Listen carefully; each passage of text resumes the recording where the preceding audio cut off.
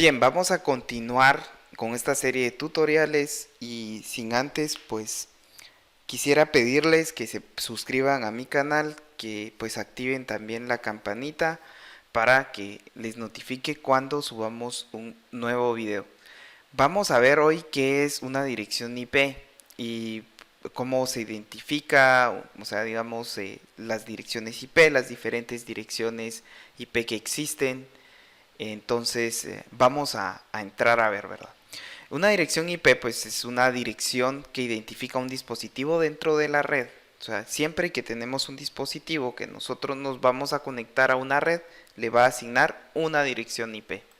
Entonces, veamos la dirección IP. Existen dos versiones de direcciones IP. Una es la IP versión 4, que es muy común, o sea, digamos, es la que utilizamos actualmente. Tal vez algunos utilizan una IP versión 6, pero es sinceramente tal vez los dispositivos de Google quizá, pero nosotros regularmente usamos la IP versión 4, incluso cuando instalamos un servidor en Google, Amazon o cualquier otra plataforma en la nube nos va a proveer una dirección IP versión 4. Sin embargo, ya tiene que haber la migración a la IP versión 6 porque como ustedes lo pueden ver, la IP versión 6 es un número hexadecimal, por lo que nos va a permitir una gran cantidad de hosts conectados, algo que la IP versión 4 no nos permite porque nos delimita, ¿verdad? Entonces en eso es que radica la diferencia de la IP versión 6 y por qué se va a expandir.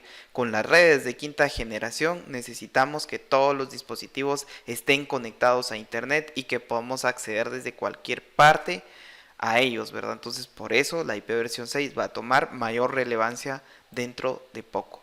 Entonces veamos qué es la IP versión 4 y es una representación decimal punteada de un número binario de 32 bits, o sea 4 octetos.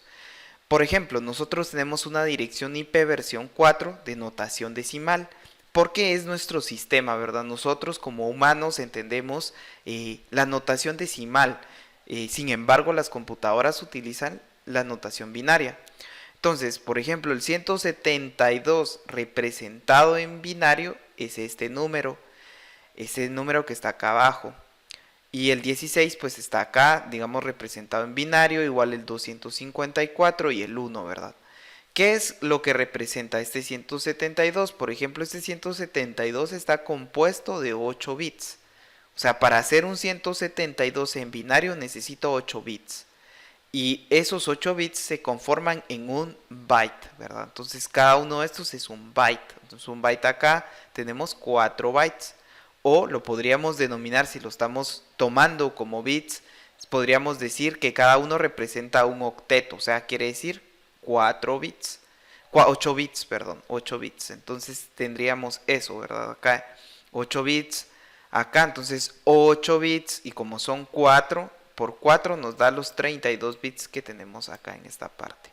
Entonces acá, por ejemplo, tenemos los 32 bits y 4 por 8, porque son los octetos, nos da 32, o se pueden denominar que son 4 bytes. O sea, 4 bytes, ¿cuántos bytes representa una IP? 4. Y obviamente cada byte está representado por 8 bits. Entonces desde ahí parte, es importante que lo tengamos claro. Veamos los tipos de direcciones. Por ejemplo, está la dirección de red y de broadcast. La de broadcast es la no asignable y muy comúnmente el broadcast lo utilizan los mismos dispositivos para difundir algún mensaje, por ejemplo, que queramos nosotros que llegue a toda la red. Entonces mandamos un broadcast. Y está la dirección de host, que es la dirección asignable o lo que nosotros podemos distribuir. Y a esa también le tendríamos que restar nuestro gateway, ¿verdad? Porque no está incluido ahí. Y acá podemos ver siempre que vamos a tener una dirección IP, si le sigue una barra y esa barra representa la máscara de subred. Más adelante vamos a ver qué es lo que es una máscara de subred y por qué está esta barra 24. Porque, por ejemplo, esta es una IP clase C, ¿verdad? Entonces, si como lo vamos a ver más adelante, ya en la siguiente presentación, vamos a darnos cuenta. Por ejemplo, esta está la clase A. La clase A abarca desde la 0, o sea, desde acá hasta la 127. ¿verdad? Esa es la clase A. Todas las IP que empiecen desde la 0, por ejemplo, las 10, las 50, las 40, las que empiecen con 50, 40, hasta las 127 son clase A. ¿Y qué nos representa una clase A? Que tenemos solo un octeto, ¿se acuerdan? Lo que acabamos de ver de octetos, o un byte para red, ¿verdad? O sea, que identifica la red y los demás los podemos asignar nosotros a los hosts, o sea, a los dispositivos finales. O sea, si nosotros tenemos una mega empresa que tiene, por ejemplo, unos que 16,000 o incluso más, 1 millón de dispositivos, muy seguramente querramos usar una clase A, ¿verdad? Y la clase B lo que va a tener, y está el rango desde la 128.0 hasta la 191.255, esa representa una clase B.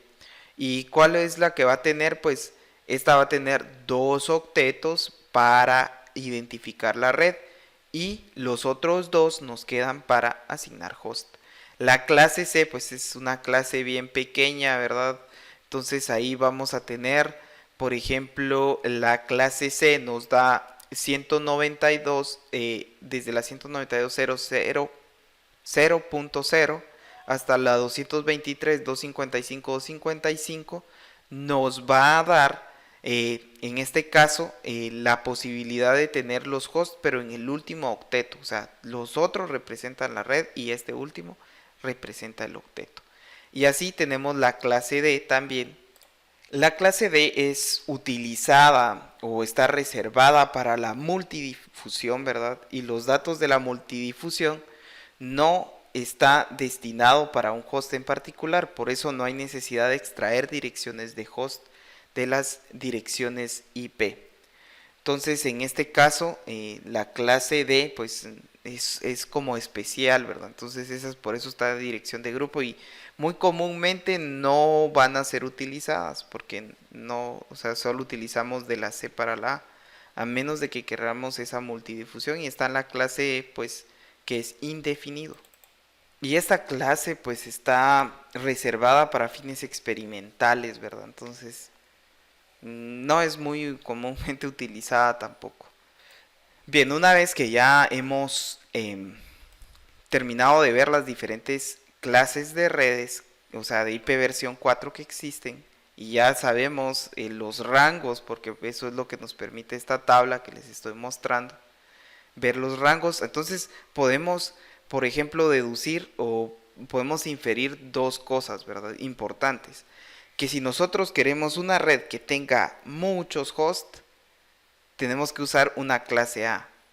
Si nosotros queremos una red que tenga pocos hosts, pero que tenga muchas redes, por ejemplo, tenemos que usar una clase C.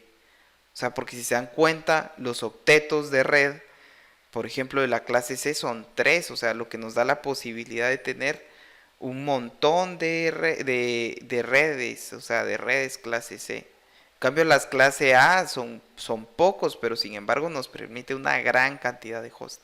Eso es lo que podríamos deducir y si queremos pues la mitad, unos 16,000 hosts tal vez, quizá una clase B, ¿verdad?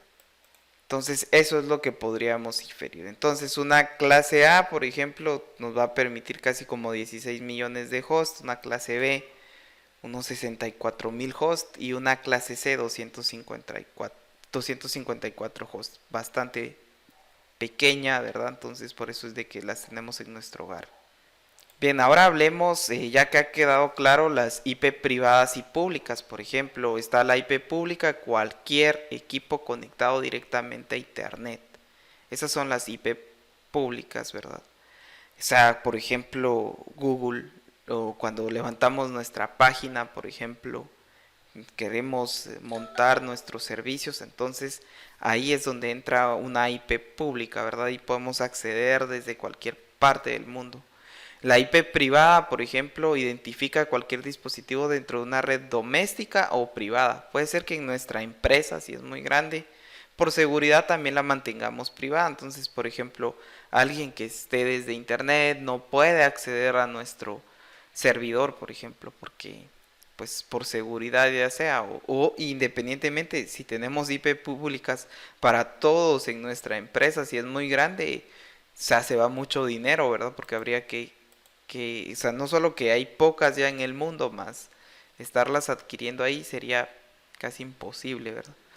Entonces acá tenemos, por ejemplo, nuestra red privada, está nuestra PC, está nuestro router y este se comunica a internet.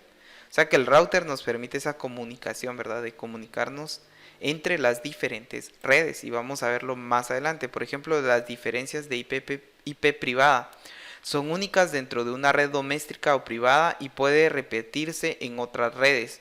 Un router o conmutador se encarga de proveerlas o pueden ser estáticas. La IP pública son únicas dentro de una misma red y estas tienen, tienen que estar asignadas desde cualquier equipo o dispositivo conectado de forma directa a internet. Para saber nuestra IP pública que tenemos nosotros asignada por nuestro proveedor de servicio, podemos entrar a cualesmiip.net y para obtener nuestra IP privada pues solo podemos dar un ipconfig o un ifconfig y ahí vamos a obtener nuestra IP privada y aparte nuestra IP pública. ¿Qué es lo que nos da a entender esto? Que nuestro ISP nos da una IP pública pero para un segmento de host, o sea que nosotros dentro de un rango de host tenemos esa IP asignada, porque no nos va a estar dando una para cada host, imagínense, sería demasiadas IP públicas, entonces por eso nos da una IP y dentro de su red de él tiene su red privada en la cual nos da también una IP a nosotros y ahí nos especifica con esta IP pública van a salir a internet, pero somos un segmento de clientes que salimos con esa IP pública a internet. Entonces también está la NAT. ¿Qué es NAT? Por ejemplo, para conectarse a una red privada con internet u otra red hace falta una especie de traductor y eso es lo que nos da la NAT. Entonces la NAT es una función del router por sus siglas en inglés obviamente de Network Address Translation, o sea, traducción de dirección de red, sirve de puente o intermediario. Entonces eso es lo que nos da la NAT. Y acá, por ejemplo, tenemos está nuestra representación de nuestra casa. Tenemos nuestro router que nos provee internet a nosotros, a nuestra máquina, al teléfono de nuestro papá, de nuestra mamá, por ejemplo, la computadora y una impresora. No sé, podría ser muchos más dispositivos conectados acá. Nuestro teléfono, nuestro reloj inteligente, etcétera, todo lo que hay hoy. Entonces acá está nuestra casa y acá vamos a tener nosotros nuestra dirección de IP que nos da acceso a internet y acá vamos a tener nuestra IP interna, o sea, nuestra IP privada. Y acá tendríamos los mismos, todas las casas pues tienen lo mismo, un router que provee esa dirección de internet. Entonces está, por ejemplo, la red privada, ¿verdad? Aquí está la explicación. Por ejemplo, tenemos una red privada y la red pública. Nuestra IP de origen, por ejemplo, es la 192.168.1.29 y la IP de destino, porque estamos pidiendo una solicitud a internet a la 209.45.3.20. Entonces está nuestra petición, ¿verdad? Origen y destino. Y acá está nuestra máquina, pues es la 129, la representación, pero el paquete está acá. Entonces lo podemos ver, por ejemplo, nosotros enviamos. Entonces, ¿qué hace el NAT? Está la IP privada y dice, bueno, su IP, o sea, su gateway es la 192.168.1.1. Su IP pública, porque se acuerdan, tenemos una IP pública asignadas por nuestro ISP, es la 85.67.435, o sea que el NAT almacena eso. Y ya viene la petición, porque la petición obviamente es que queremos llegar a este destino. Entonces la petición traducida la traduce. ¿Cuál es nuestro origen? Pues es nuestra IP pública, ¿verdad? Esta, porque el servidor este del 209 no conoce esta dirección IP porque esta es privada. Entonces él solo conoce la pública, que es la 85. Entonces viene el servidor, le dice, bueno, aquí están los datos que querés, los manda, por ejemplo, a internet. Llega al NAT, porque el NAT sí tiene la 85.67.4.35, que es la pública, y le dice, bueno, ¿quién de mi red privada pidió este paquete a este servidor? Fui yo, la 129. Entonces le devuelve la data. Entonces eso es lo que hace el NAT, ¿verdad? Traduce nuestra dirección IP, o sea, controla quién lo pidió de nuestra red interna. Entonces ahí está la respuesta traducida, ¿verdad? Origen, destino. Hace esa traducción que vemos acá, ¿verdad? Y acá cuando se envía, pues hace la traducción. Y cuando viene de regreso, hace la traducción. Entonces eso es lo que hace una NAT. Veamos ahora qué es una máscara de subred. Una máscara de subred es la combinación de bits que sirve para delimitar el ámbito de una red. Indica qué parte de la dirección IP corresponde a la porción de red y qué parte corresponde a la porción de host. Eso es lo que nos da una máscara de subred. Entonces, por ejemplo, cuando nosotros tenemos esta máscara es particularmente de una clase C, ¿verdad? Entonces la vamos a tener definida de esa manera. La máscara asociada a una clase C y acá está traducida, por ejemplo, a binario. Entonces eso es lo que vamos a tener nosotros, o muy comúnmente representados como barra, porque estos, por ejemplo, representan un octeto que sería 1, 2, 3. 3 octetos, 3 por 8, 24. Entonces cuando encontremos una barra 24, quiere decir que es esta, ¿verdad? Es una dirección 255.255. Ahora veamos qué es el concepto de subnetting. Y subnetting es dividir una red simple en redes múltiples, o sea, subredes, ¿verdad? Y convertir, por ejemplo, bits de host en bits de red. Existe también, o sea, dos conceptos, que es el Fixed Length Subnet Mask y también el VLSM, que es Variable Length Subnet Mask. Entonces, por ejemplo, si nosotros necesitamos conocer la cantidad de subredes y la cantidad de hosts, podemos verlo. 2, que es la base binaria, elevado a la cantidad de bits prestados que necesitamos, nos debe dar la cantidad de subredes que nosotros necesitamos, ya sea igual o mayor, porque no podemos, digamos, hacerlo exacto. Lo vamos a ver más adelante incluso en el ejemplo. Y para saber la cantidad de host, pues es 2 elevado a los bits de host. Entonces sería 2 elevado a los bits de host menos 2 va a ser la cantidad de host que nosotros tengamos, ¿verdad?, asignados. Entonces, por ejemplo, tenemos acá nuestra dirección de red que se encuentra disponible. Está la 192.168.1.0 barra 24, es una clase C. Aquí está nuestra máscara de subred en decimal. Y acá pues está ya representado en binario, ¿verdad? Entonces tenemos esto. Entonces la división de subred que se encuentra, por ejemplo, disponibles en la red, si necesitamos, en este caso, el 192.168 barra 25, quiere decir que se prestó un bit que estaba destinado para host, ahora va a pasar a ser de red, identificador de red, por eso se eleva acá a 128.